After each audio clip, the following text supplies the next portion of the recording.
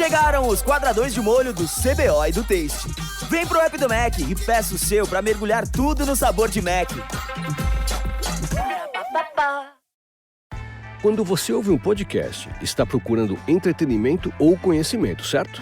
E se você procura por desempenho e qualidade para o seu veículo, qual a sua escolha? Os amortecedores Motorcraft têm tecnologia Ford e oferecem uma condução suave para uma viagem tranquila e segura. Escolha a confiabilidade dos amortecedores Motorcraft, válidos para a linha K, Fiesta, EcoSport e muito mais. Quando terminar seu podcast, é só acessar a loja da Ford no Mercado Livre e experimentar a diferença. Hello, I'm your host, Les Bubka. Welcome to Anxious Black Belt, a podcast that focuses on karate, mental health, and everything in between. If you enjoy our content and would like to support us, best way to do that is to listen to another episode, share with your friends, and leave us a review. All this stuff helps the mysterious algorithm to introduce our podcast to new audience. Thank you for joining me, and let's listen to the episode. Hello. Today my guest is Randel Davies. Did I pronounce that right? Because you've got Absolutely. Is Randel or Randel? Randel. Yeah. Randel. Okay. From a conversation on Kung Fu conversation on Kung Fu. Kung Fu Conversations. I always get that confused. Same with conversation on karate. It's karate on Absolutely. So my apologies for butchering that. That's a good start as always. I was listening to your a podcast with karate conversation on karate, and funny coincidence because in the same time as they approach you, I approach you. We didn't organize that. It was just like spontaneous. I suppose great minds think alike. How was that being their guest? They are lovely people. They're absolutely fantastic. It's funny because I had found them. There was another show a while back also called Kung Fu Conversations, and it wound up being defunct. I felt kind of bad for them because they had one or two good interviews. Mm-hmm.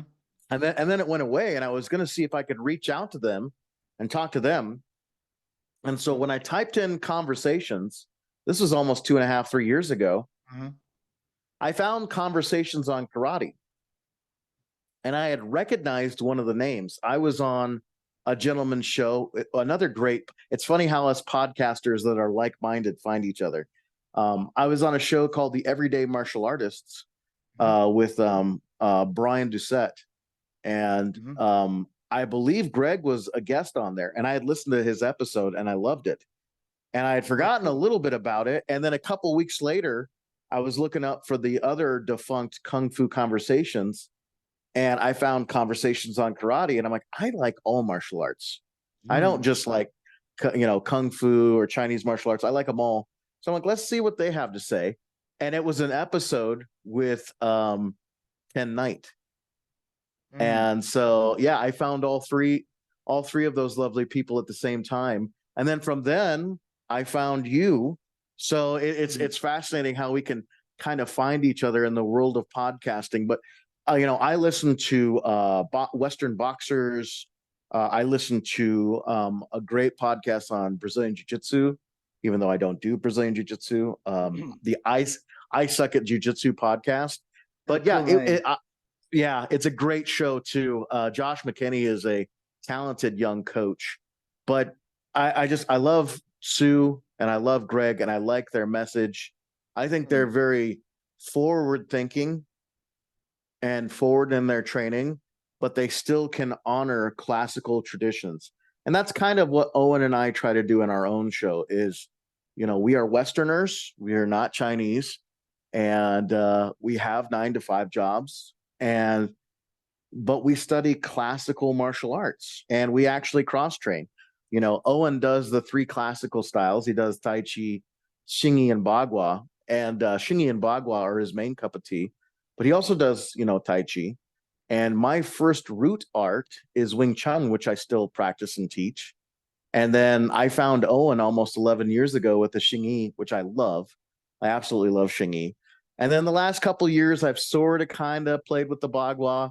It's very it's very complicated in connecting the mind and the body as far as where am I moving dynamically in space.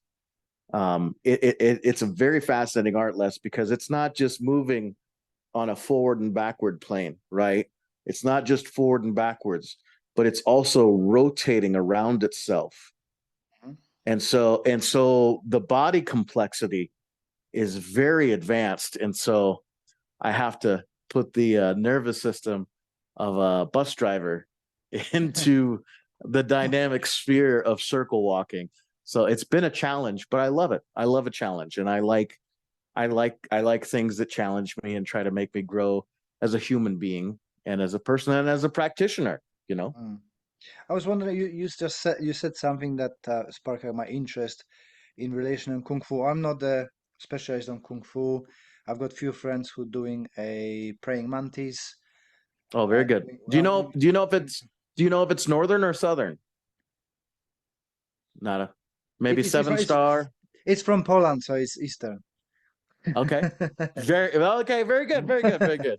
Yes, very good. But what I was gonna ask you, is it in Chinese martial arts that the Westerners try to be more Chinese than Chinese? Because in Japanese martial arts, it's the Europeans and Americans are more Japanese than Japanese people all the way in. We do have that. You'll find a lot of, I don't want to say all charlatans, but I Mm, think I think some of the appeal is something that is very non-modern and non-Western. You know, we live in a world right now. I'm talking to you through my cell phone, yeah. and it's a very nice cell phone too. As a matter, it's an old one now too. It's outdated. I'm a big fan. I'm a big fan of Google and their Pixels. Hmm. So this is a Pixel 6 Pro, and I'm going to get an 8 here in the next few months. But you know, our Western culture is disposable. Hmm. It's quick. It's high rev. It's fast paced. My job is in the fast lane, and no pun intended. I drive a city bus during the rush hour times in a thriving metropolis. So we're very fast paced, and I think something that appeals maybe to the Chinese martial arts is you have these concepts that integrate Eastern philosophy, which is a little bit slower paced, a little bit of a cool down to the nervous system, a little bit of a cool down to the mindset. You know, everything, you know, not everything, but a lot of it is based and interwoven on nature. And so those concepts are very contradictory, and it's old. It's an old culture, right? So you've got stuff, and some of it's not all correct with the dates. History is Yeah. a little bit different in the East than it is here in the West. We like cold, hard dates. At this time, this person was doing one thing, which we can only speculate, even in the West, on history.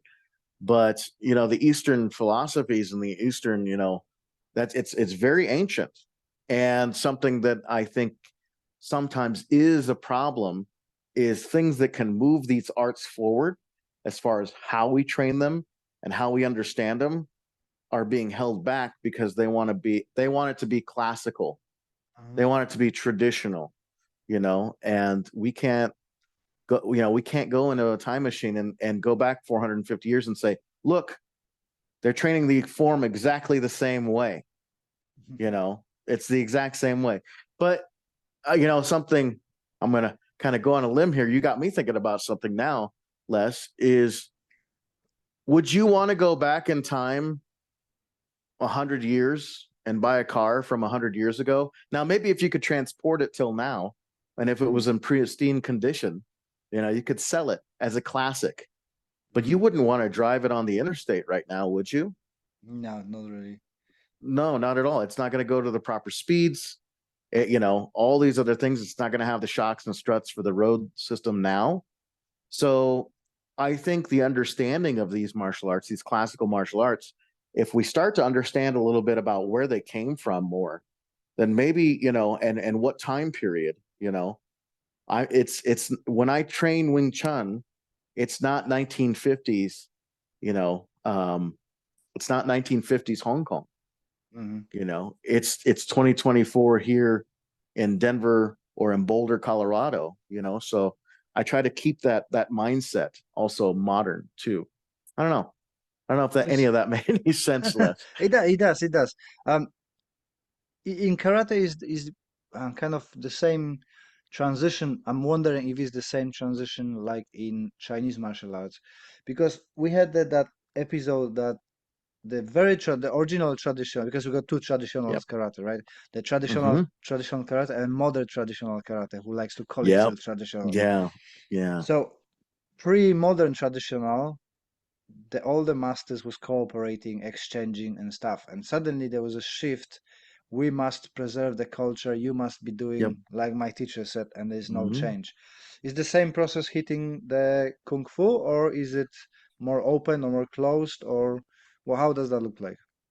It's a strange landscape, and I want to tell you, I think one of the big reasons it's so Sorry, strange. No, you're good. Is the kung fu styles are so different. I mean, they are so different. Yes, it's all from China, but it's a funny thing, and I'll send you links after we do our show. mm-hmm. But if you look at the first form in Wing Chun, if you look at the first form in Xingyi, and if you look at the first form in Bagua, you would think they were all from a different planet, let alone the same country.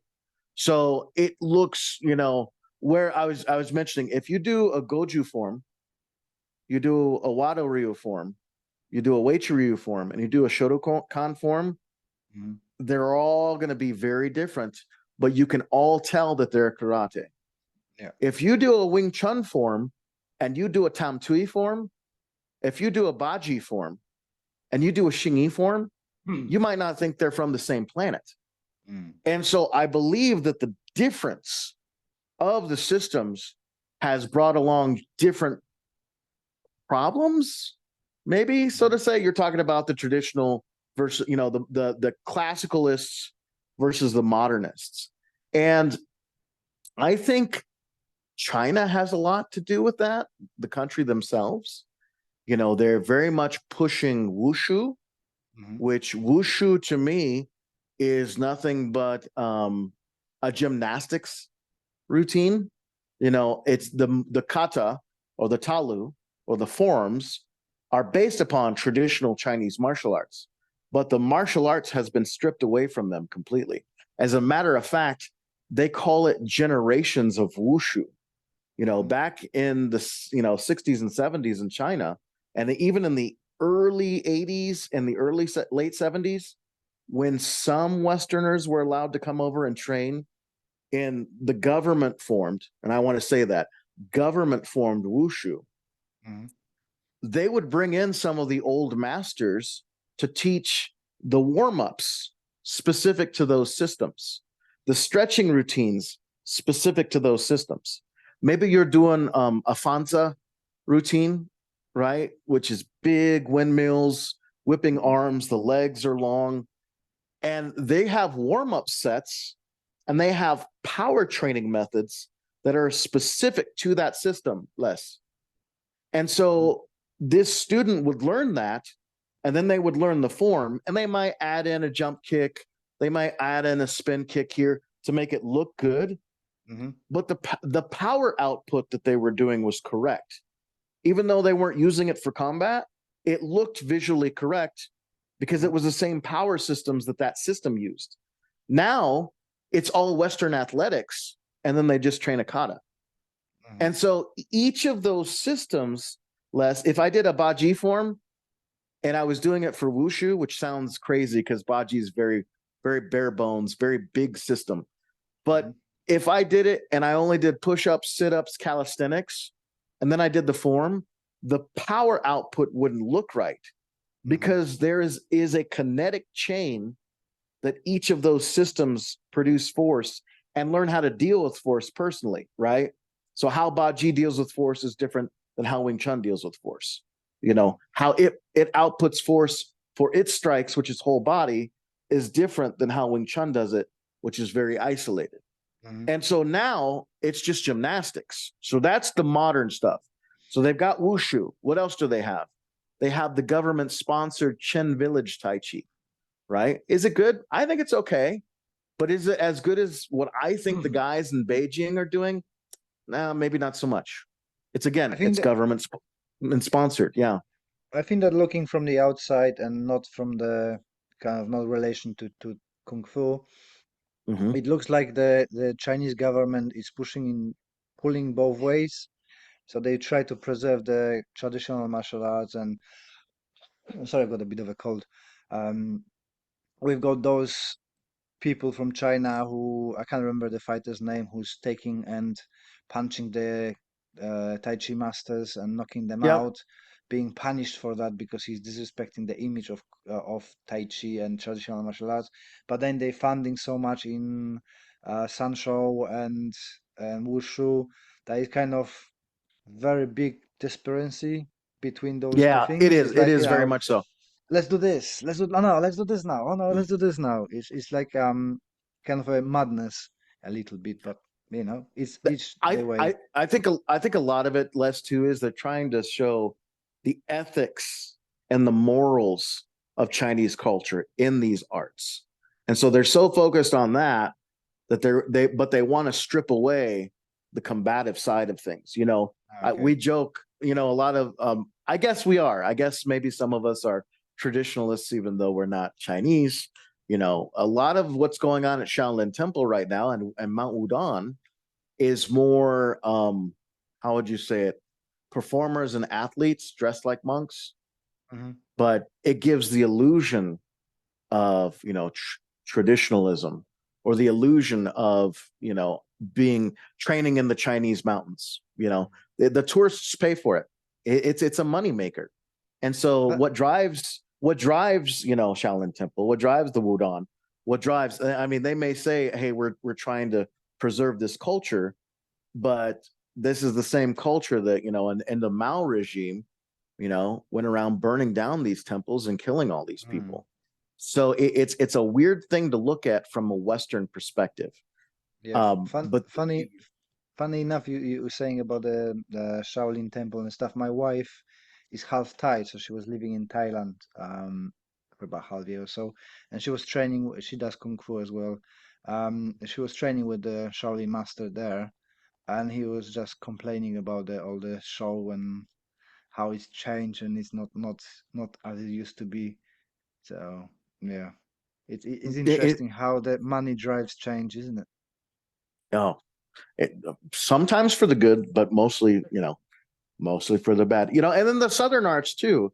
We're talking about traditional and things like that. The Southern arts are very distinct from the Northern arts. You hear the old catchphrase, which is thrown around a little too much. I disagree with it now, but they talk about Southern fists and Northern legs, like the Southern arts don't kick at Mm. all.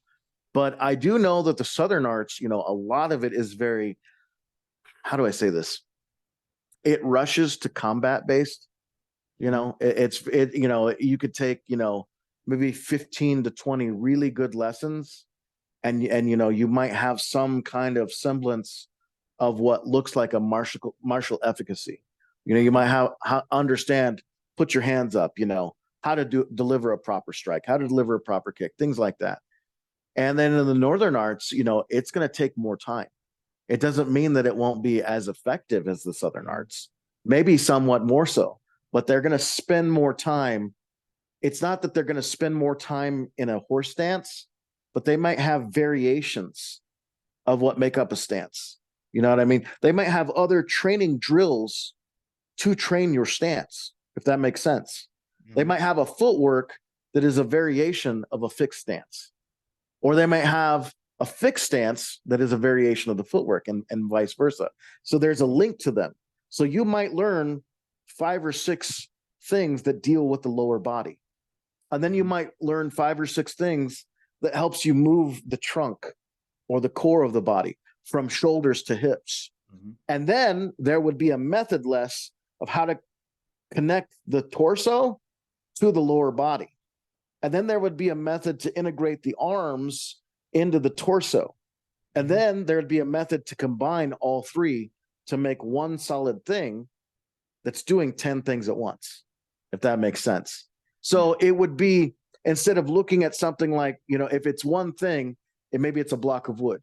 But if you look at a watch, you're only looking at 3 hands on the watch, correct? But let's say you're lucky enough to have a Rolex and you take off the lid and you take off the arms and you look underneath, and there are 37 to 40 different things making those 3 arms move. That's what a lot of the northern and a lot of the internal arts, if you will, like Tai Chi, Xingyi, Bagua, Tongbei. I classify all of those in an internal perspective, but they will focus on the 37 things. And then once you have years of training the 37 things, then you will look at the 3 arms, which might be grabbing, joint lock, strike, throw, kicking, those kind of specific things.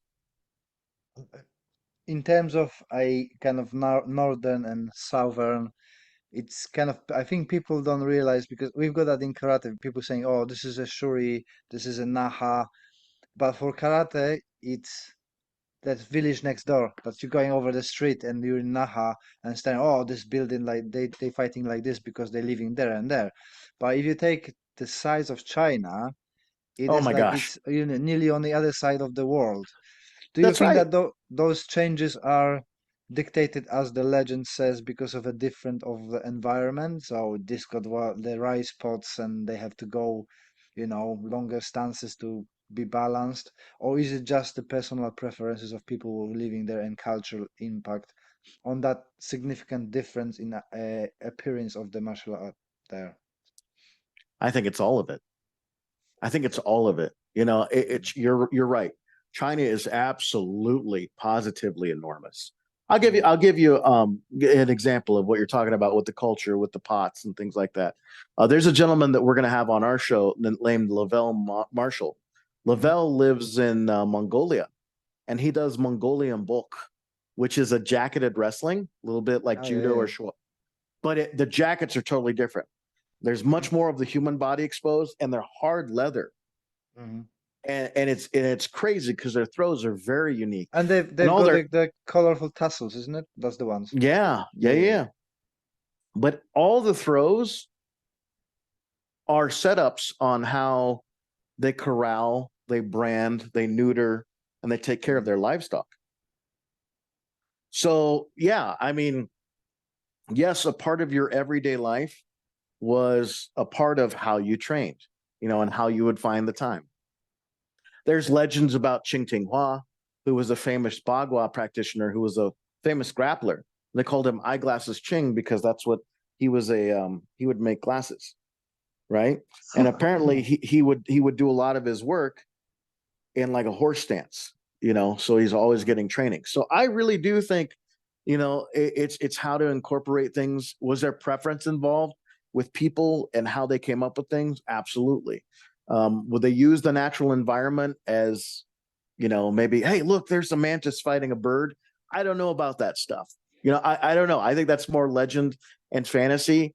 But I mean, we get inspiration from nature every day. I was talking Mm. to one of the kids at CU, and he's a engineer of some kind, and he was talking about designing a new roof tile that was similar to how a leaf is fashioned, and you Mhm. stack them. It's a little bit like tile, and it's to collect water and things like that. So I do believe that even in modern day, we can be inspired by nature, but I don't necessarily know if it creates an entire martial art. But then again, too, I'll give you an example.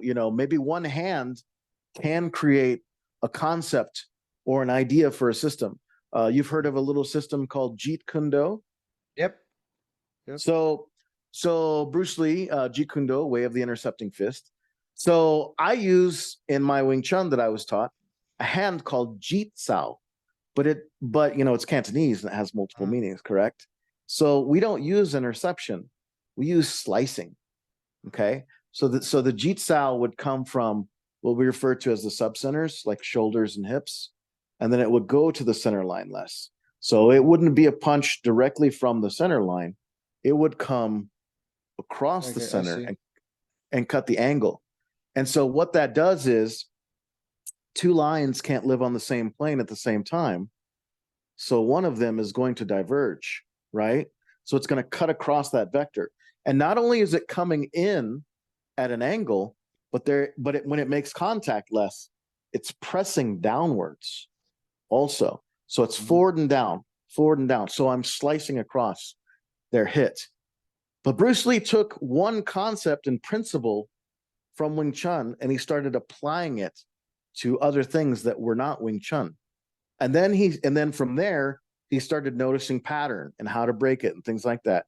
And that's when he came up with other concepts and other ideas to create Jeet Kune Do.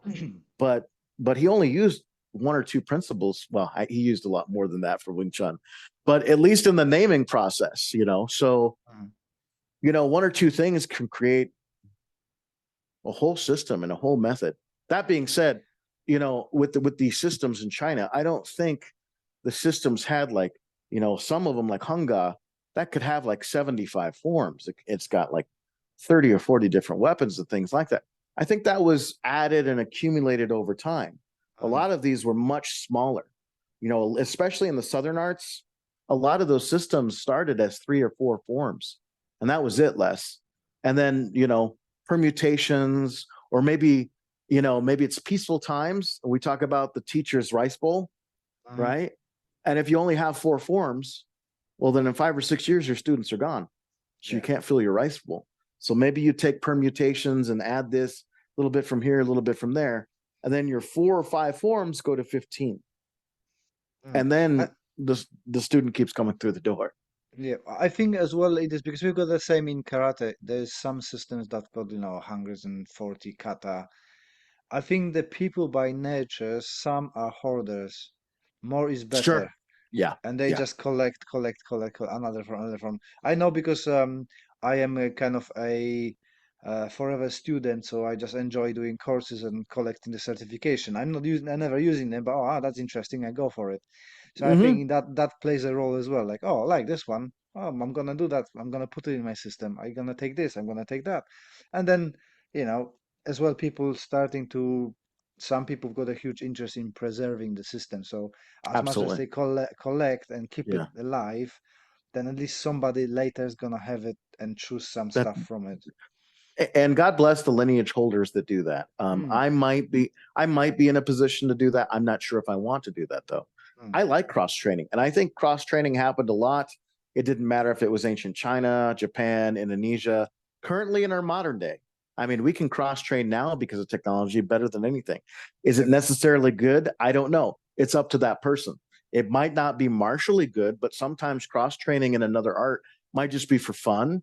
It might be for flexibility. It might be for curiosity. And so I think the other thing too is, especially in the modern day, we have to realize that people are going to train for different things, and different wants and different reasons. So I think that's a part of it too. It's funny you're talking about forms. Something that I made Susie giggle with, and I love this. I don't know, maybe you know this answer from listening to the episode, but if you don't, I'll ask you again. Do you remember how many moves are in the Xingyi first form? You said it's one or 3 or something like that. Some very little 3. Yeah. So I do the 3. And the hands and the feet are integrated. So I do 3 moves on one side, and then it brings my right side forward. And I do those same 3 moves on the other, and it brings my left side forward. And so I could go if there was a road to the moon, I could, hold my breath in space or whatever. I could go to the moon, and then there's each form has a turn to turn you 180 degrees around. And then I could come back and I could do one form, And so go ahead. It's funny because if you look on the kata, especially the Shotokan katas, you've got pretty much similar principles. So you're going shuto, shuto, shuto, right? 3, change. So you've got that 3 options because, it's only 3 ways that you can move around your opponent, right? So I think that's all kind of come from one concept somewhere down the line and just being diluted and going in different, getting its own life. Very much so. Very much so. 3 is a kind of a sacred number, and so you'll see that quite a bit. As a matter of fact, with the Wing Chun forms, some of the more important hands that are trying to show you a principle will be repeated 3 different times in the form, like, the 3 prayers Yep. to the Buddha, or, in the second form, you see a lot of bong sao, 1, 2, 3, you do it one way, 1, 2, 3, you do it the other way. So anytime 3 is seen in Wing Chun, it's very important. And it could be for transition, it could be for tactic, it could be where are you moving, it could be where are they moving. So anytime I see that numeric of 3, I'm always like, okay, well, that's important, at least in Wing Chun. Why am I doing this? What's going on? So yeah, it can be a mental cue for how you look at the formula of the form, right? Because the form should have formula in them, right? Form without function is meaningless, as my Sifu and Wing Chun says. So I really believe that, you can move around and be very strong, but if you have no tactics with that strengthless, you could have these beautiful cannons that could knock down buildings from afar, but if they're aimed at the wrong target, what good are they? So the tactic has to be a part of it, the strategy, the thinking, those kind of things. And I always call it, you have to have, I have a whiteboard in my kitchen, and we do a lot of, when I do like little seminars at home, we'll do like little whiteboard. You have to have whiteboard time, but then you have to have the sweat time, because the sweat time is how you take the tactic on the wall and integrate it into the body. Sure. Sorry, bloody cough. You're all right. I've seen that in Chinese martial arts now, at least on YouTube's and stuff like that, you're getting a crave for looking for applications to the forms as well as in karate. We've got a huge boom on finding the traditional applications, grappling and stuff like that. And I think in karate, this is not kind of based on any research. It's my Sure. interpretation of what's happening. So don't take any scientific approach to it. Um, but I see that people looking for a grappling. For me, kata is mostly grappling because I've been doing wrestling.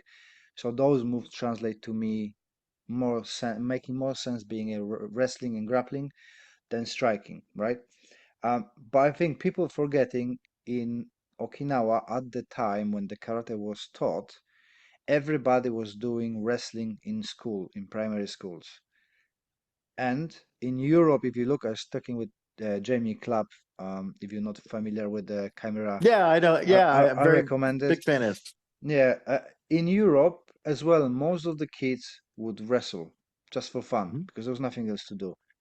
Do you think that that basic wrestling been as well incorporated in Chinese martial arts and then it been forgotten and now we're getting a renaissance of it, so trying to find it? Again, I can't say yes as an overall, because the Hmm. systems are so different, right? Maybe in the northern styles they're finding it, like a lot of the long fist stuff and Mm-hmm. things like that. A lot of that is a setup for joint lock, throw, disarming, those kind of things. But in the South, it was always there. Even in Mm-hmm. the striking arts, we do a lot of, the sticky hands Yeah, and yeah. chisao, right? Well, what is that? It's basically the grappler's awareness, Mm-hmm. which is tactile, right? But it's a setup for a strike, Mm-hmm. right? So I don't know. I that one is such a tricky one for me. I think a lot of the Southern arts already incorporated throws, are already incorporated strikes. So I don't think it was separated. Now Wing Chun is, at least the way I was taught, is pretty much a short range striking style, or short range boxing. Uh-huh. And then we're talking about how things were created. That went through different phases. But one of the big influence phases that a lot of it was done on these small alleyways, these narrow alleys that you couldn't get a powerful reverse punch, you couldn't get a high kickoff. So everything started to narrow, and they were trying to see where could we produce the most force out of the least distance possible. But yeah, I mean, the shingi that I do, you remember The Sound of Music and her song Yeah. Do a Deer, and the kids sing it. Mm. Well, we have something in the Chinese arts called Shui Na Ti Da, right? And shui is your throw, Na is the lock and how you lock somebody's arm. Da is your strike. Ti is a kick.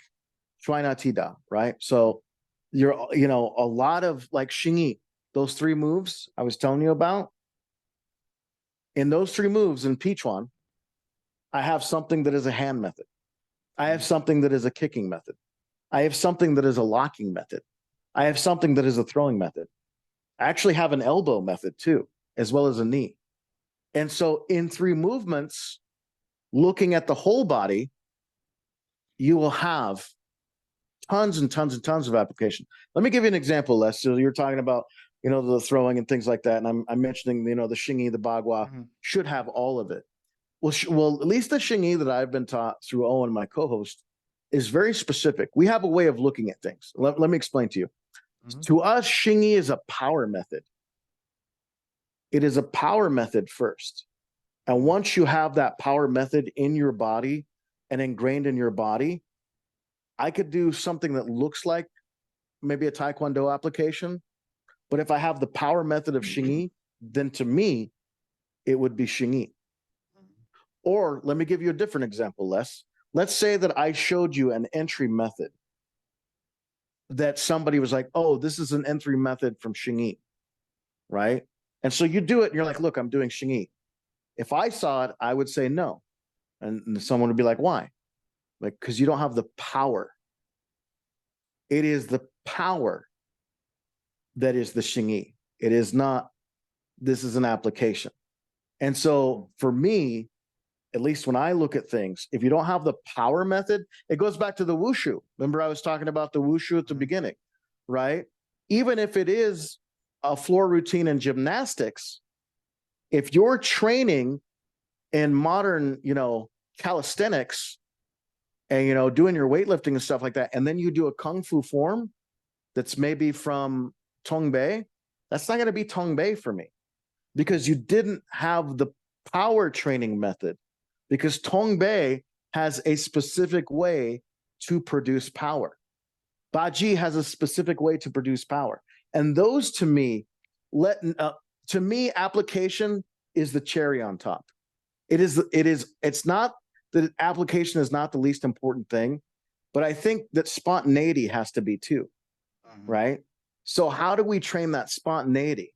Well, first you have to be strong and capable inside of the method, and then you can produce the application.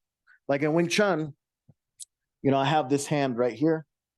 I've got a little 45-degree thing here.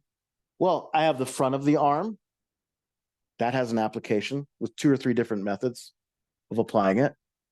I have the thumb side. I can pull with that. I haven't changed the shape. I've just changed the direction, right? I have the fingers, which can be a threat. I'm probably not going to poke anybody in the eye with those, right?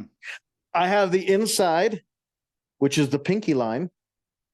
That has a different application than the back half of the arm, right? If something is overcoming me and coming in on this angle here, I can straighten out the elbow, right? And disperse it that way. So there's another thing. I can come in with the chomp. And so what is there? 1, 2, 3, 4, 5 different ways to use one hand. So that's a different way of thinking about it. I have one hand, I can use 5 ways. You have 5 different applications to deal with one thing. And if you start thinking about it that way, I have a better relationship with this one hand than you do those 5 things. Because it's less, and I train this more, right? And then all I have to do to get another hand is this, and that should have 5 applications. And then all I have to do to get another hand is this. Well, that should have 5 applications. And then all of them have a link to each other because the elbow is in the same position. So that means that each of these 5, each of this 5, and each of this 5 have a link to each other. And so it becomes a multiplier. And so that's kind of how I have 5 or 6 different things that I can use 200 or 300 different ways. So I think for application, at least to me, that's a much better method. That would be a Wing Chun mindset. If I'm doing Xingyi, if you can do a 1, 2, 3 pattern, but you don't have the whole body behind it, meaning that the footwork and the body should be moving together, integrated as a whole, then you're not doing Xingyi. It's not a Xingyi application. It is the, I don't want to say external, but it's kind of a concept of an application. But the application is the power. Owen and I have actually talked about this on our podcast, Les. Some of the Xingyi applications would be absolutely useless if you didn't have the correct body structure and power method behind them. So I don't know. I think maybe it's a different lens to look at things. I experienced the different way of generating power from the internal martial art. I don't know if you're aware of Jikwan or Aikiken. Yeah. Is it? I think that's an offshoot of Ichon.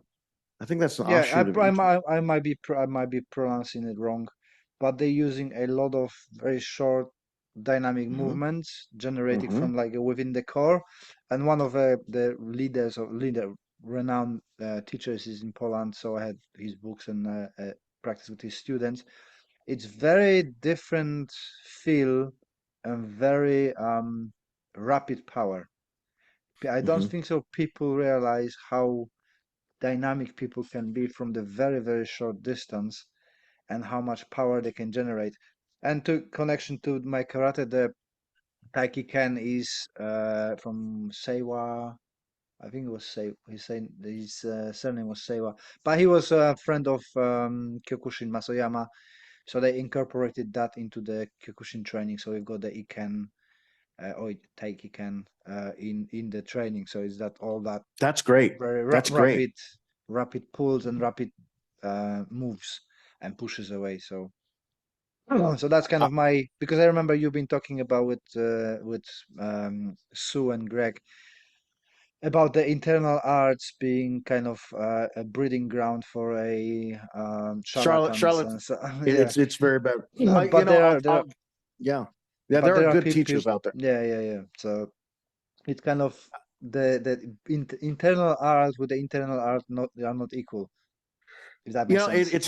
Absolutely, it's interesting because I want to tell you something funny. So this was my first few months when I decided that Xingyi was for me. And Owen was going to be one of my new teachers. I'm like, okay, I really like this because they've got a hand. So in my lineage of Wing Chun, we have hands that are similar to the 4 main strikes in Western boxing. Some will say 5, but we do the 4. Okay. You've got a jab, a cross, a hook, and an uppercut, right? So we have a jab that comes from the center. Our cross would be the jeet that I showed you, sub-center to center. We've got a hook, which is kind of weird. It's this one here. And then we have an uppercut. Yeah, so we're using this one as well. That's our long range hook. So that's awesome. That's a very good. You can pull with that. It's a very good pulling hand, right? Get somebody's head in here, set them up for throw. So Xingyi has very similar hands. They have a jab, which is their Bung Chuan. They have a cross, which is their Pao Chuan. They also have a cross, which is Hung Chuan. You know, they've got the uppercut, which is Sun, which is water. It comes out as a piercing palm, and then it comes up. And then their hook would be horse. And there's different variations of this horse hand. And so I'm like, oh, well, they got a jab, they got a cross, they got a hook, they got an uppercut. I'm like, oh, it's just going to be so easy to integrate these systems, right? And then I sparred with Owen for the first time. And I'm a short, little chubby guy. I'm about 230 and 5'5". I'm not very tall. Owen's about 6'1", 6'2", and maybe 180. And here's a big difference for me between internal and external. So Wing Chun, I like to show things, okay? So this would be Wing Chun's power. He's flashing the lights for those who... very rapidly. So it's on and off, on and off, on and off, to the point where you can't recognize it. Right? Does that make sense? So I might come with a solid structure and then I'll relax less and then I might pull and then I'll continue my chains of hitting. So I want to go so fast and feel for openings that you have no place to enter. With Xingyi, the power is constant. And so it doesn't matter if I'm moving up, down, side to side, the power is constant.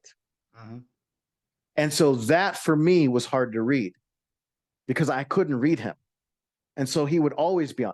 And the power output wouldn't be 100%, right? It would be maybe 20% output, but it would be 20% of his left ankle, 20% of his right ankle, 20% of his left knee, 20% of the right knee, 20% of the left hip, right hip. And if you go up, and then all of a sudden those 20% add up to, I think, what is it, like 180%, right? Something like that, something ridiculous. Yeah, I'm not very good at math either. But anyway, because he is integrated so well, it felt like I was fighting 5 people. It felt like I was it felt like maybe a good way to explain it would be like trying to grapple a tractor. It doesn't matter what part of it you grab, that tractor is going to go up the hill. That tractor is going to turn the corner. It doesn't matter what I do because he's so integrated with his own movement that he doesn't know that I'm there. He was just tossing me around, punching me, kicking me, whatever. And I was moving up, down, for a little chubby guy, I can move pretty well. And there was nothing I could do. And so I'm like, there's something here. It's not magic, but it is a way of training that I'm not familiar with. And so that's, to me, was, the internal thing is where, a lot of the external arts, it might be full relaxation to full tension, or it might be a partial body relaxation to tension. The internal arts, they can do that on all the time, or they also have access to partial body. Maybe I just want to move this arm. Maybe I just want to move this wrist. Maybe I just want to move the elbow joint, Maybe I just want to move the shoulder joint. Whatever it may be, they have access to the pieces and the whole. If that makes sense. Yeah. So cool. And I think something that's good about that is a lot of those practices have good ways to move the joints in places that we normally don't move them. A lot of us are sitting all day. I sit under heavy stress. I am in traffic. There's cars everywhere. And so there's a lot of tension. And so when I get to move my joints and when I get to move my body in ranges of motion that I'm not normally doing every day, that helps not only decrease some of the tension in my body, but it's good for your joints. And it helps kind of reset your nervous system to get ready for another day of Western driving in heavy traffic. So I think people don't realize how driving a bus is stressful. I've got a friend who drives bus in London, and the amount of abuse and stress and road rage he gets in is unbelievable. You have to be very tough to do that job. Yeah, it's when I was a kid growing up, there was an American commercial popular in the 80s, and it was just when DuPont Teflon had come out with the nonstick frying pan. And they could fry an egg and it would slide off without any butter or oil. Well, you have to have that for bullshit when you're driving. You can't let it stick to you. And then, you talk a lot about tension in the nervous system on your podcast, Les. If so I have 10 to 15 cars cut me off a day, and that's lowballing it. That's a low number. If I'm still thinking about the first car who cut me off that day, I'm carrying that tension around in my body. Yeah. And when I carry that tension around in my body, that means that I am not physically giving the act of driving the proper attention that it needs. I'm still stuck in the memory.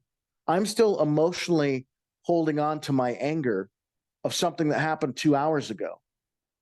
And now I have somebody else cut me off. And do I add that on? Do I continually building up? That you just start building up?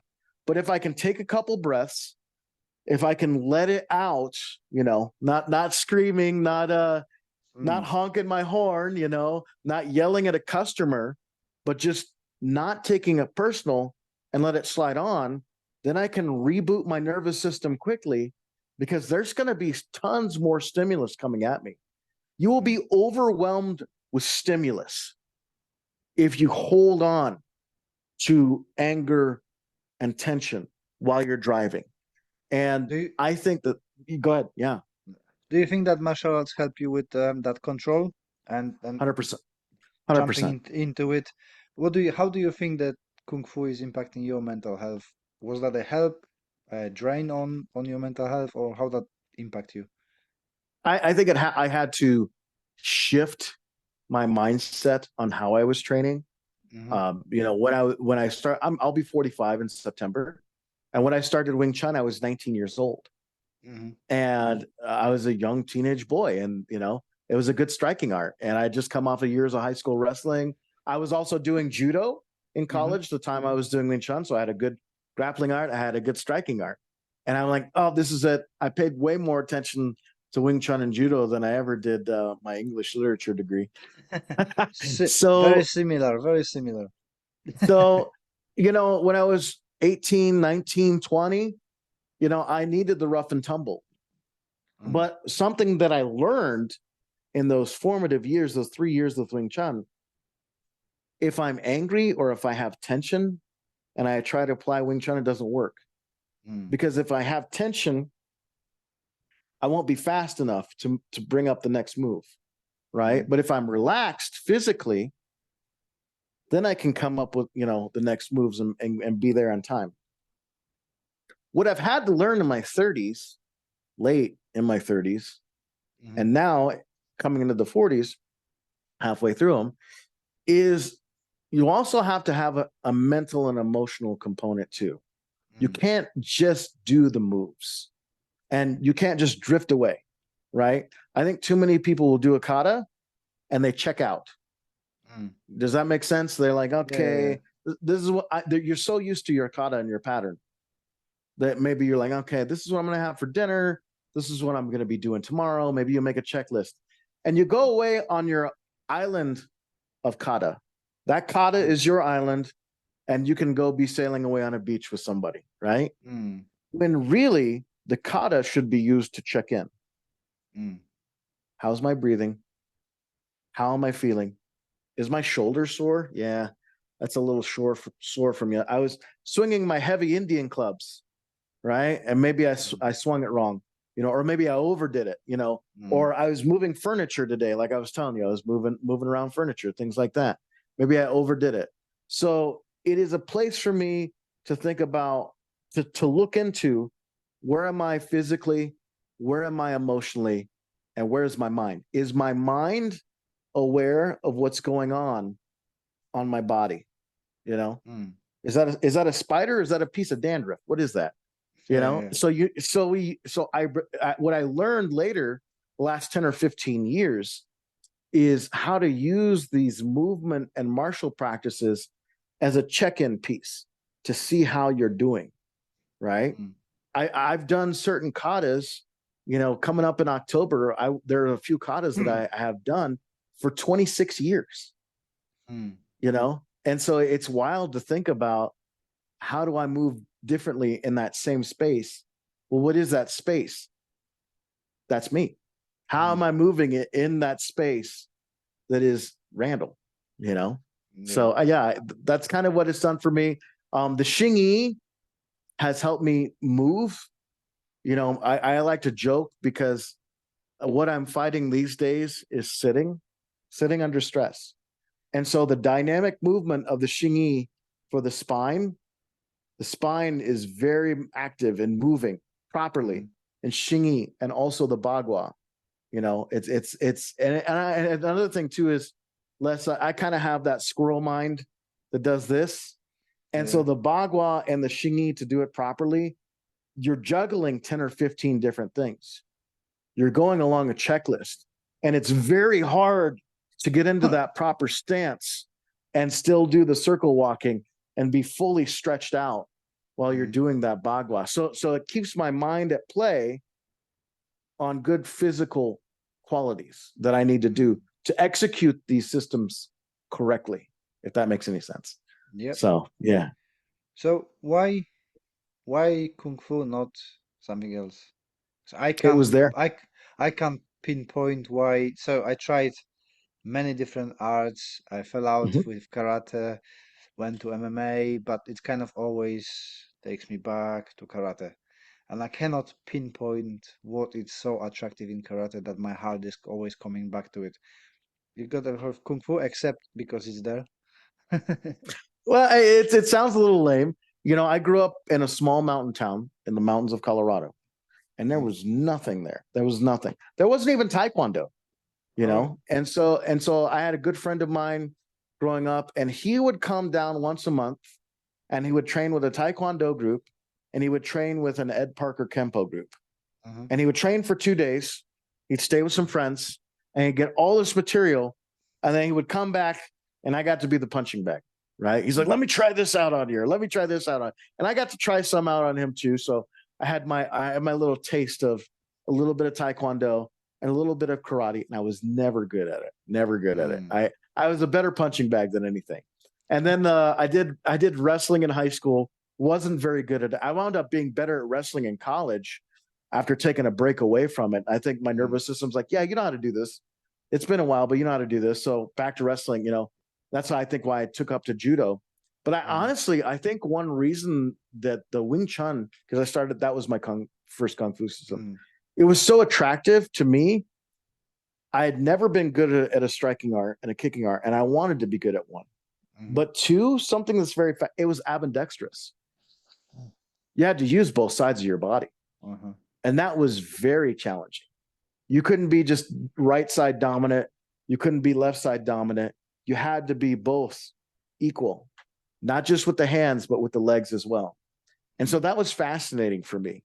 There was a level, now looking at it, through a Shingi or a Bagua lens, it might not be as complex, which doesn't mean it's any less good, but it's just not as complex as I thought it was at the time. But from coming from nothing and then coming from just sampling Taekwondo and just sampling the Ed Parker Kempo, the complexity of these little tiny movements, I could feel it. To me, coming as a newbie, and I was a Western weightlifter, bench press, squat, deadlift. It's very linear, up and down, forward and backwards. Yeah. Wing Chun had that, but it was up, down, forward, and backwards on an elliptical. Or you had some of Wing Chun's paired timing. I'd never seen anything like that. And not just paired timing, that's the same direction, but we also have a paired timing where there's a push and a pull, and they should land simultaneous.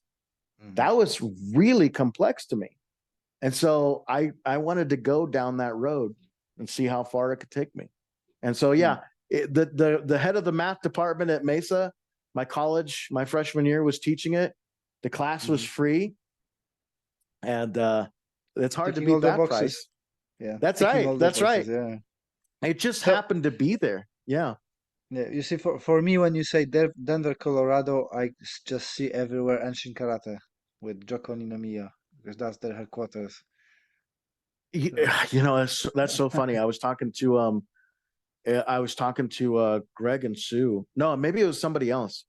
But we also have a really strong Weichi-ryu and Wado Ryu group too. And then I'm pretty good buddies. I want to call him a friend. Maybe he calls me a good buddy or acquaintance. There's a gentleman, but actually, you know what? Do I have his book right here? Yeah. Matthew Apsicardu has this wonderful book, Tales from the Western Generation. Okay. And he's been over to Okinawa quite a bit. He does Okinawan Kempo. He does Kobudo. He does some of the sword stuff. But what that book's about is it's about some of the first generations coming back from Okinawa and that were training with the Okinawans in the 70s and the 80s and stuff, and then brought karate, the Okinawan karate, and how the training was different than it is now. But yeah, his his Okinawan Kempo is top tier. Matthew Apsicardo. He has a great website, Ikigawa. I don't know if you're familiar with the Ikigawa. I think I've seen it a few times. Yeah, but he's great. Here in Longmont, where I live, we've got a group that's been around for 37 years.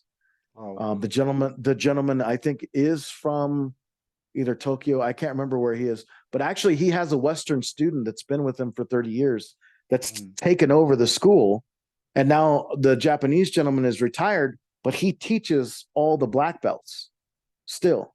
And then Bennett's Karate, which is 25, 30 miles down the road, Matthew might actually be interviewing the father. The father was going over to Okinawa learning Weichiryu in the 70s. And so his son is second generation. He's American born, but he's second generation. He started Weichiryu when he was 5 years old. And they also do Kobudo. So they're very high level. So yeah, we've got is it the Ichinryu guys? We've got those guys, but there's some really beautiful high level, good karate here too. We've got a group that used to be in Boulder that does Goju. Now they're in Westminster, but that's about all I remember. We've got some pretty good Aikido. And then there is a gentleman that lives in the mountains that does one of the classical Koryu Ryu arts. Okay. And he's got a whole dojo on the second floor of his home. And yeah, he has people from all over the world. As a matter of fact, the number one lineage holder in Japan actually retired and gave him the lineage holder authority. So I'll have to send you some of his links because he's got some really cool stuff. But yeah, there's some great Japanese arts. There's some good Kung Fu. There's great MMA here in our state. So yeah, we've got some cool stuff in the world of martial arts that's going on in Colorado. So changing the subject a little bit, what did make you to get into the podcasting? For me, it was a accident. I was actually doing a video interview with Andy Allen from Applied Shotokan, and I managed to record half of his face. So it was like, what we do now? Okay, let's put it as a voice. So, by accident, end up doing the podcast. But what was the story for you?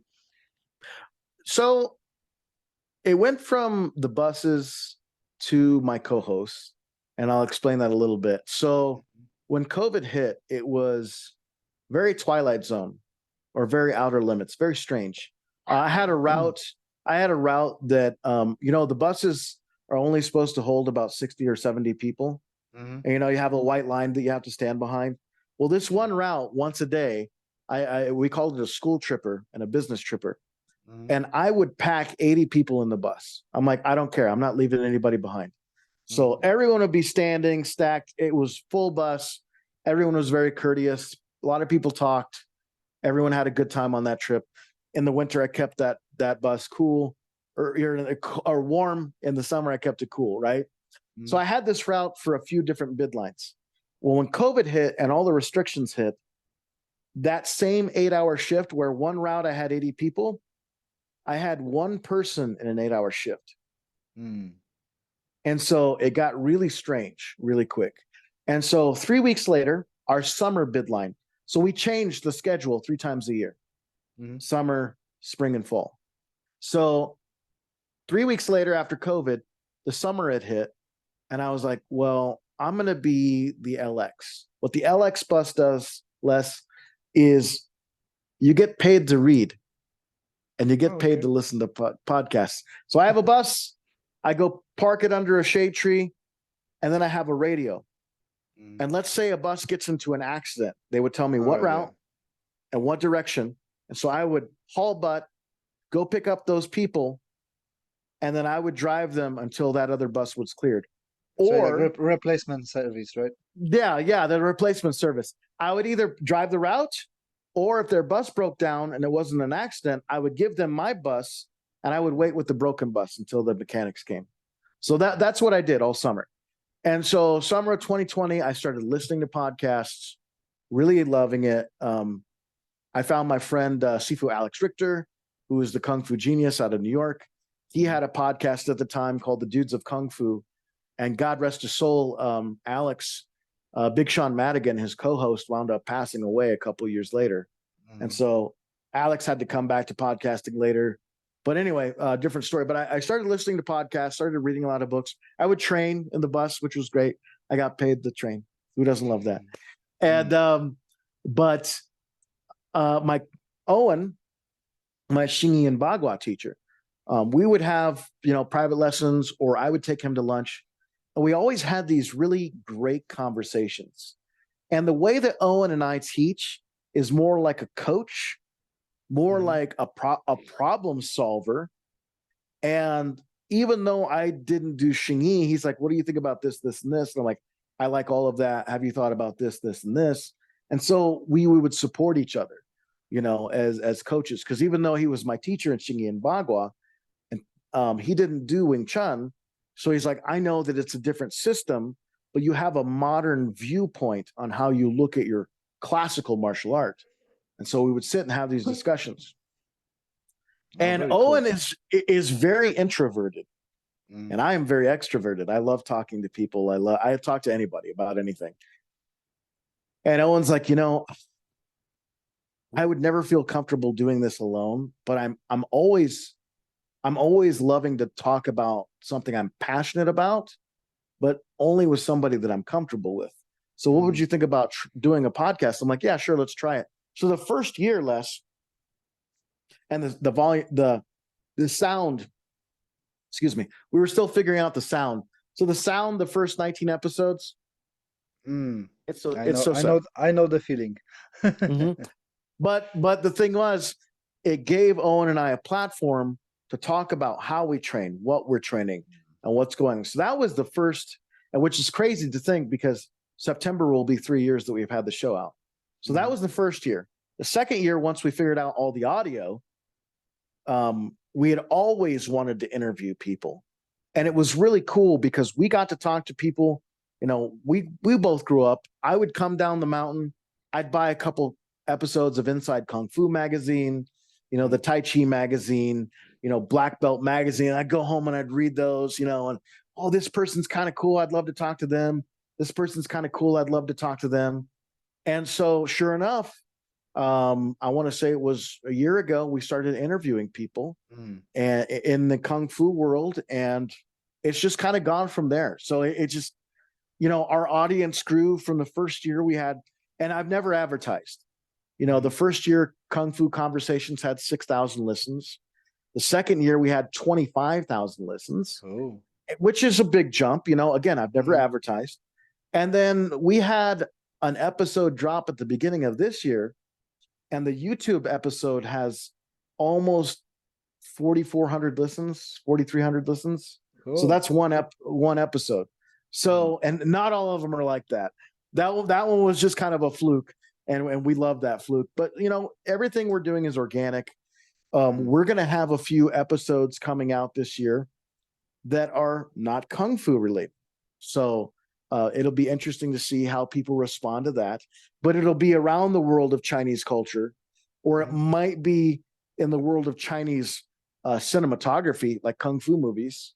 There might be somebody that we have an interview with soon, hopefully, that fills in that gap. So, we're kind of doing some different things, but that's kind of how the show, it started from me loving listening to podcasts and talking to Owen. I'm like, oh, I was listening to this guy and he was saying this, and he was this person was saying that, this guy was saying this. I really like this. And he's like, maybe we should do a podcast. And so it was just a couple buddies that like to teach and like to train. And that's how the podcast came about. I'm glad you did, because it's very interesting. I do listen to you guys. Maybe not religiously, but I do put them. Oh, let's see what's happening in that part of the martial arts. Well, our last two that we did that were interviews, I think people might like. They're a part one and a part two. And the part one and a part two, the last two that we dropped, that's just Owen and I, is Do We Need Forms? Yep. I was just listening to the second one yesterday. I haven't finished it yet, so don't tell me what's going to happen. Okay. I turn into a rabbit. Gotta spoil it a little bit. Yeah, but that's okay. So most of your plans are into interviewing people. How do you I found from my podcast that actually reaching out to people, it's easier than I thought it's gonna be. I always, when I send Absolutely. a message to somebody, it's like, oh, what's gonna happen if he says no? But 90% of people going like, yeah, let's go. When? And really high profile, like you said, high profile people are so willing to go and share their knowledge and chat to you. It's kind of took me by surprise. Very much so. And knock on wood, we've had the same response with lots of yeses. Mm, If there is a no, it's not right now. Right now, I'm mm, super busy. Can you contact me in a year? And I mm, understand that because, again, Owen works 9 to 5. I don't really work 9 to 5. The bus hours that I do with my schedule, it's fluctuating, so it's very mm, awkward. So, Owen really helps me out. And basically, we're stuck to 2 days. We mm, either do our podcasts on Friday or Sundays. And that's mm, about the only time that we have time together. But a lot of people are willing to work with us. Like, I couldn't do that this month, but maybe if you mm, talk to me 2 or 3 months down the road. So that's kind of how we do it. And we've been very lucky, again, with getting some people that we feel are really high profile. mm, Some people will listen to the show. I've been really lucky because I've had some people that I was surprised listen to the show, and they're like, "Hey, mm, we think you're doing a good job on this show. Keep up the good work." And so they'll write a little hello and a thank you, and I'll be like, "Oh, that's you. Oh my God, would you want mm. to be on the show?" And they might be like, "Yeah, sure, I'll be on your show." So I'm like, "Holy cow! How did that? How did that happen?" So yeah, that's been a little bit of what's happened so far. One of the big people, and I think should get some more listens, is we talked to Douglas Wong. And Douglas Wong and his teacher, Ark Wai Wong, were some of the guys that were on the original Kung Fu series with David Carradine. Mm, And so, and then he grew up, training with like Ao Leong, who was one of the major villains in the 80s movies, in the American 80s movies. If wow. you remember the great movie Big Trouble in Little China, I love that Yep, movie. yep. Yeah, yeah. He was Great the stuff. red turb. He was the guy with the goatee and the knives on the bad guy side. Oh yeah, yeah. Yeah, him and Douglas Yeah. Wong grew up training together and things like that. So, I found, you guys. I just got done. It was funny because the week that I was interviewed by Sue and Greg, that Mm-hmm. previous Sunday, I was interviewed by, and it's a great podcast, by the way. I'll drop these guys' names too. It's Mm-hmm. called the Martial Arts Mania Podcast. Um, Okay. so these two guys, they're these great cinephiles. They watch movies, Mm-hmm. mainly like martial arts movies. It could be 80s action. It could be a kung fu movie. It could be a classical movie. And AJ and Gavin, AJ actually teaches a film class at a college. And so Cool. these guys are really educated when it comes to these. Some of them could be B movies, some of them it could be blockbuster movies, but they're going to tell you about these movies that we all grew up with watching and loving and give you Mm, so much information on them, Les. But I was honored because I was on their podcast talking about Big Trouble in Little China, which is one of my mm-hmm. favorite movies. And so, yeah, it's been wild. The world of podcasting has been a roller coaster, and I think it's been a blessing too. My friends and I that went to college together, we had a radio show for 3 years, and I Mm. missed radio, and so this is a little bit like classical radio to me, and we get to meet each other and say hello and see how we're training and what we can learn from each other. I don't know. The podcasting world has kind of been a breath of fresh air in the last 3 years for me, so I feel very lucky to be a part of it. Cool. I feel the same. I started to really enjoying it. I always hated my voice. I hated the way I speak because I used to use a lot of and now, big I thanks get to you the there. podcast, I'm improving all those areas. And actually, I started to liking my voice to the degree that I'm reading my book into an audiobook, That's recording all fantastic. myself. So hopefully that's gonna be project in a couple of months. Um, I think that's gonna be. You know what? You're gonna be like. Are you familiar with Ian Fleming? yep. Yeah. So when I was growing up, my dad, some of the tapes that he got me before I went off to college, it was Ian Fleming reading his James Bond books, and so Cool. it's always interesting to hear the author's voice reading their work, because it is a personal relationship. And Yeah, so I think that's, yeah. that's what I've found. So it was quite funny. I put the auditions through the Audible, the ACX thing, and I said, oh, I want a British. I couldn't find first Polish British with a Polish accent like mine, but I put it there, and it's like I wanted a man with a British accent, and I got the American woman from like an erotic genre. So it's like it's completely Oh not my what I goodness. wanted. That's no, I love it. I love it. You should have both. You should have you, and then that could be like, if for extras on the Yeah, Patreon, you get the exotic woman one too. I'm yeah. sure I'm sure somebody would bite. But the most of the people who I talked to said that the best way would be actually reading my book myself because it gives the character. So I thought, well, Mhm. I have nothing to lose. If I don't like it, I won't publish it. If I like it, I keep doing it. But I'm finding it is a great exercise for me to speak more clear and with more kind of a proper grammar and punctuation and stuff like that. So as a self-improvement tool, it's good, and the podcast is doing a good job with it as well. And I've got starting to get feedback from people that I'm more natural now instead of being a tensed, woody person. That's fantastic. I was so excited to be on Greg and Sue's podcast Mm. that if you go back and listen to my interview, I say the word fascinating about 78 times because I was I was like a little, like a little lapdog. I was so excited to be there talking to them because I think that, a lot like yourself, they're so wonderful. Mm, And it was weird because, again, I found that podcast looking for something else. mm, And I found, and from them, I found you and, Jamie Club, you mm. know, I got to get one of your books too, but I found, this young man who I'm hoping to have on the show, little, little, Oh, little tiny, little Tommy is tiny superb. Tommy, little Tommy, Tommy. Tommy is superb. Tommy now is my top episode. I had him twice. We do a lot of seminars together. He's so funny. It's like when we do seminar, it's just like there's nothing. I can't come after him because I won't beat his humor and the way he teaches. And he's a really cool guy, really.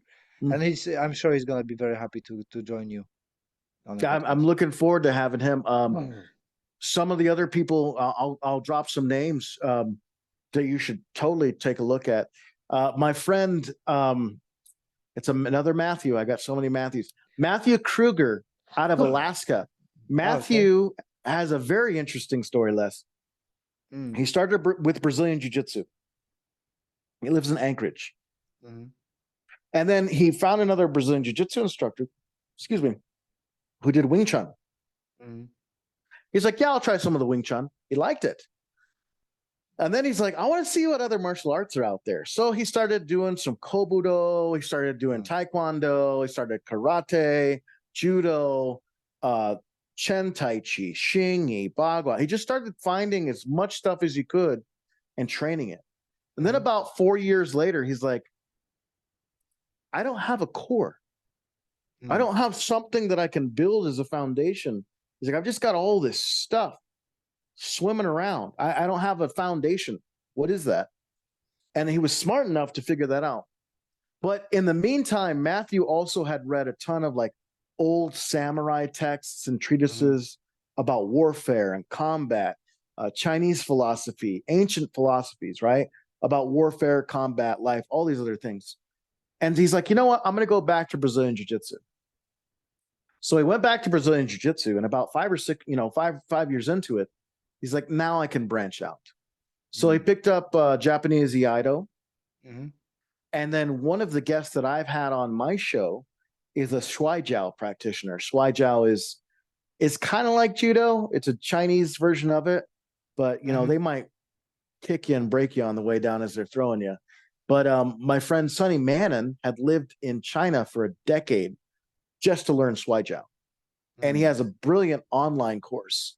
And so Matthew's like, you know what? I need He's like, I've got the ground game, but I'd like some of the standing grappling too. So he started doing Sonny's course. And so he does all of that. He does the Aido, the Brazilian Jiu-Jitsu still, and he does the Shuai Jiao. But he was sitting around on the mat one day, and I think this is at the time he was a purple belt, something like that. And he's with a purple belt, a brown belt, and they're talking about adding ethics and morals into their training and their teaching. And one of the guys is like, yeah, nobody's ever done this in the world before. And Matthew's like, hold on. No. They were doing this forever. And here is some texts. Here's this, here's that. So what he does is he takes these old samurai treatises and shows how they can be applicable to our modern mindset. Oh, very cool. And that show is called Walking with the Tengu, Tengu. You know, the Japanese Birdman demon that apparently gave some people their martial arts. Walking with the Tengu with Matthew Kruger. And he just put out his first book on Lulu, and it's pocket training. Mine's in my car. I wish I had it. But it's a small little book, and it's got like a daily meditation. And then it's got, he calls it covert training or obvious training. So if you're in public, maybe you can roll your wrists around and people won't think you look weird, and you can open up a joint for 5 or 6 minutes. Or, you know, if you're somewhere where you're not going to bother anybody, he's like, if you don't have time to do full training here, do these weird Japanese sumo squats, you know, or do this or do that. So it's just very cool. But Matthew Kruger's podcast, Walking with the Tengu, is excellent. I'm going to have him on pretty soon with the Warriorship Conversing project. My friend Dean Suter over in New Zealand, he has the Musha Shugyo podcast, which is about the Warriors way. I think he's great. I'm hoping to have him on the show. I'm hoping to have everybody on the show. I'd love to get you on. Maybe you, Greg, and Sue, and do like a round table, or maybe you, Greg, Sue, and Ken. You know, like with a lot of people.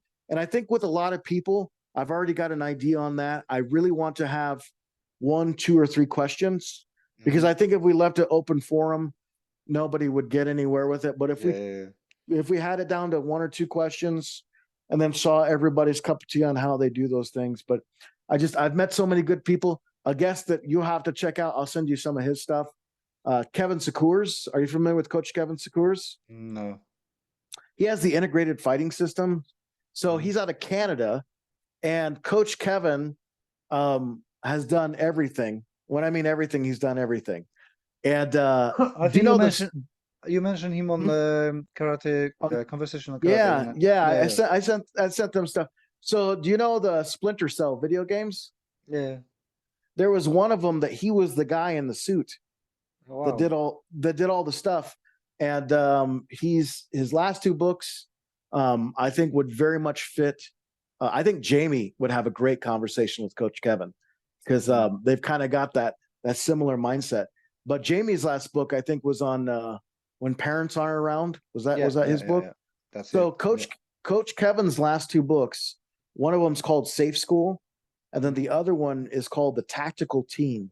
And he just put those 2 out this year. And he's a father, and he works anything from kids to teachers to special forces to SWAT teams to soldiers and anybody in between.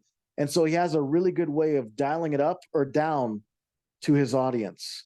And so I really like that, because I think sometimes maybe it's not what you know, but it's the mindset.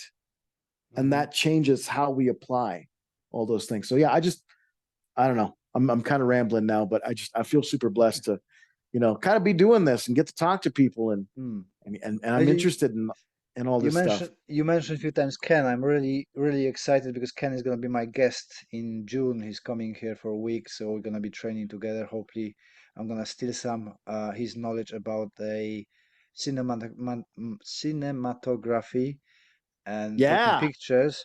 So I never end up with the lights like you can see now, that I'm blending with my background and you can't see my face properly.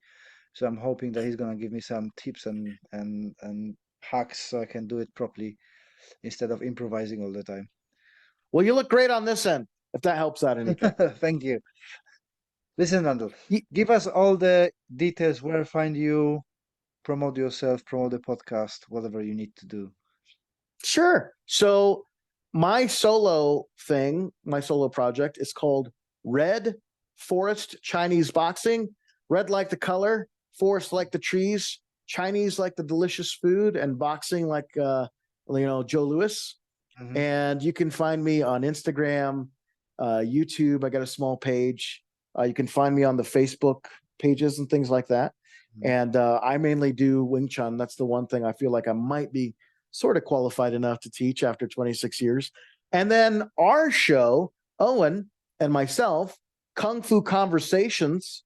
You can find us here on Instagram. You can find YouTube. We've got a YouTube page. We're on all the stuff, Spotify, Applecast, things like that. And then I run the Instagram page, and we also have a Facebook page for Kung Fu Conversations. And we're dropping a new episode this Friday, part 1. And I highly recommend to listen. I am listening, and you should too. Thank you, Randel. It was a pleasure to have you. Les, it's been a blessing. Have a blessed day, my friend. Got to get back to it, my friend. Well done for listening to all of it. You are a superhero. Thank you very much for your support.